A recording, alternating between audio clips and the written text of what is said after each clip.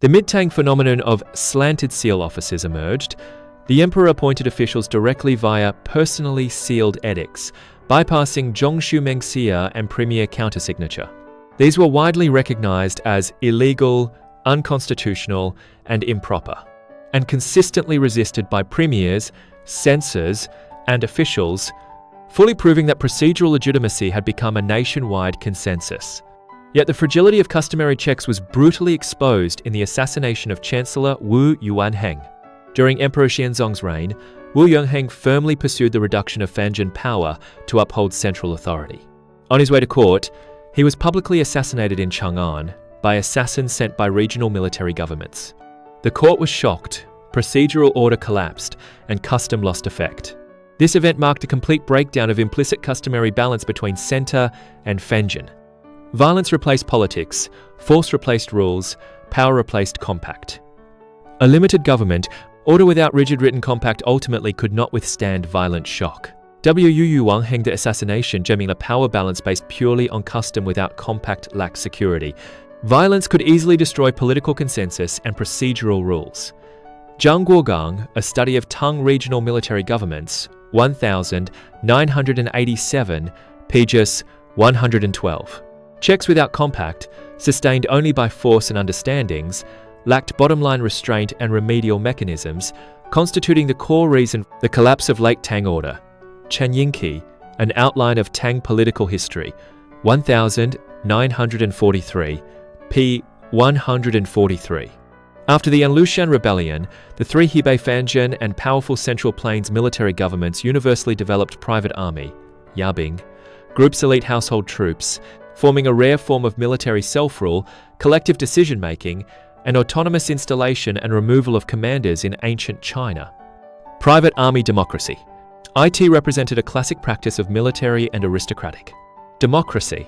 Bound by lineage, military communities, and native ties, private army troops served generation after generation, inherited posts from father to son, entrenched in Fanzhen, and controlled military power, forming an interest community independent of both center and commander. Core powers of the private army included autonomously electing military governors, expelling commanders who neglected soldiers, executing officials who mistreated troops, collectively deciding war or surrender, distributing pay and land, and vetoing compromises between commanders and the center. Historical records describe private armies in Weibo, Chengde, and Lulong as installing and removing commanders like child's play and commandants chosen by the army, power resting in the private army. Commanders who offended the private army were immediately expelled, killed, or replaced. Private armies made decisions through assembly, majority rule, and interest consensus, without monarch, hereditary, succession, or official appointment. The military group autonomously determined the supreme ruler, forming the ancient Chinese political form closest to military democracy, lower-level aristocratic democracy, an autonomous community highly comparable to medieval European city autonomy, knightly parliaments, and aristocratic elections, an important yet long-neglected part of China's constitutional tradition. Ouyang Shou bluntly states in the New Book of Tang that Hebei Fanzhen arrogant soldiers expel commanders, strong commanders rebel against the throne, pinpointing the essence of private armies using force to seize power and treat installation and removal as trivial. Ouyang Shou, New Book of Tang, Zhonghua Book Company Punctuated Edition, 1970, by 3670. Scholars including Chen Yingqi and Zhang Guogang further note that although Tang private armies exhibited collective decision-making and commander election features, they lacked institutions, compact, and rule of law, centering purely on military household interests and coercion. They represented interest self-rule by military groups, not constitutional democracy. Their essence was violent checks without rules or bottom lines, fundamentally different from the rational customs of the Eastern Jin implicit covenant or Northern Song ancestral institutions, with no trace of contractual spirit. Purely a jungle order of power supremacy. 陈寅恪，唐代政治史书论稿1943页139，张国刚，唐代。Regional Military Governments， 1987 p. 97。第二编，禁古宪制巅峰与集权逆转，宋、元、明、清。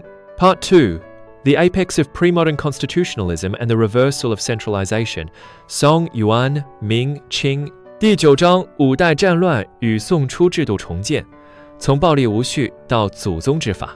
Chapter 9 The Chaos of the Five Dynasties and Institutional Reconstruction in the Early Song. From Violent Anarchy to the Ancestral Institutions. 第1节五代秩序崩溃，兵强马壮者为天子。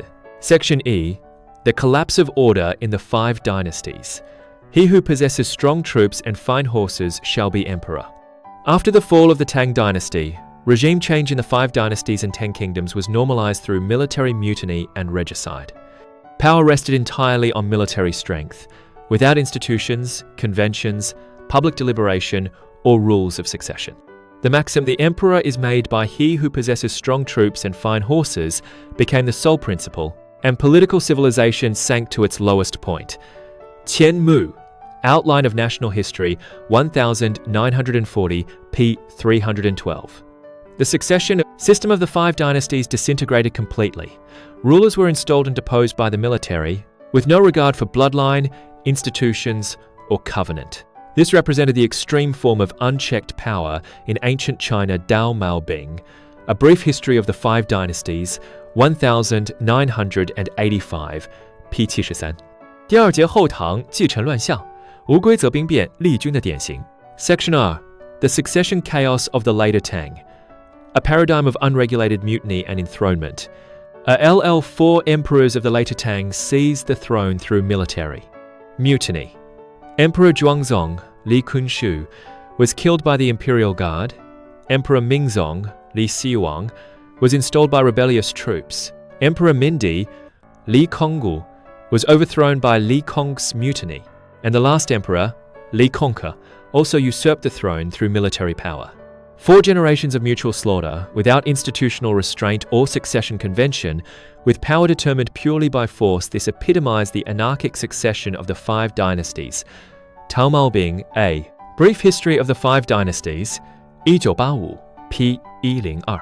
The chaos of the later Tang directly inspired the early Song impulse to strictly prevent military interference in politics, formalize the succession system, and construct the ancestral institutions.